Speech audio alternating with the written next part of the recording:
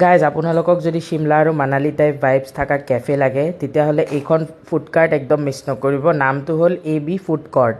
লোকেশ্যনটো মোক কৈ আছোঁ গাইড, কিন্তু ফাৰ্ষ্ট ইয়াতে চাই লওক সিহঁতৰ ইণ্টেৰিয়াৰটো। ইণ্টেৰিয়াৰ বহুত ধুনীয়াকৈ ডেকৰ কৰিছিলে কেফেখন, আৰু চিটিং এৰিয়াটো বহুত ধুনীয়া আছিলে। গৈ কেনে ফাৰ্ষ্ট ল'লোঁ ম'ম'। 50 ৰুপিছত বহুত ৰিজনেবল প্ৰাইজত সিহঁতৰ ম'ম'বোৰ পায়, আৰু ম'ম'টোৰ ফিলিং ভিতৰত চাব পাৰে। ফুল অফ চিকেন আছিলে গাইজ, আৰু কোৱাইট বিগ আছে, কোৱাইট নহয় ডাঙৰ বুলিয়ে ক'ব পাৰে। এক প্লেটত আৰামছে পাৰ পাৰ্চনৰ হৈ যাব। আৰু এই লোকেশ্যনত এনেকুৱা গৰম গৰম ম'ম' পালে ঠাণ্ডা দিনত আৰু কি লাগে। মইতো একদম মানালী আৰু শিমলা টাইপ ভাইবছ পাইছোঁ ইভিনিঙত, মোৰ বহুত ভাল লাগিছে। মাষ্ট ট্ৰাই কৰিব। ম'ম'টোতো মই ৰেকমেণ্ড কৰিমেই। তাৰে নেক্সট গাইজ ল'লোঁ চাহ। ম'ম'ৰ চুপ নহয়, চাহ আছিলে এইটো, বিকজ ঠাণ্ডা বতৰ আৰু চাহ, আৰু লগতে ফ্ৰেঞ্চ ফ্ৰাইজ ল'লোঁ। 50 ৰুপিছত অলপমান কোৱাণ্টিটিটো মই কম পালোঁ, আৰু ওপৰদি মেয়নিজ দি দিছিলে। নেক্সট আইটেম ল'লোঁ ঠাণ্ডা কাৰণে মেগী।